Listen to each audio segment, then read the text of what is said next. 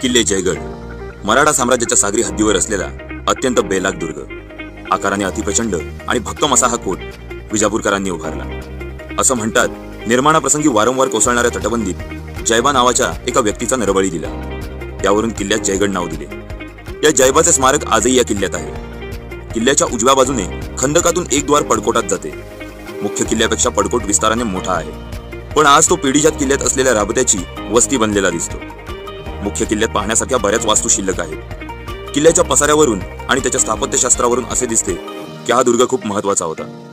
जयगड खाडीमुखाच्या दक्षिण तीरावर जयगड तर उत्तर तीरावर विजयगड हे दोन किल्ले या बंदराची सुरक्षा पाहत आणि उत्तरेकडून दक्षिणेकडे होणाऱ्या सागरी वाहतुकीवर नियंत्रण राखीत.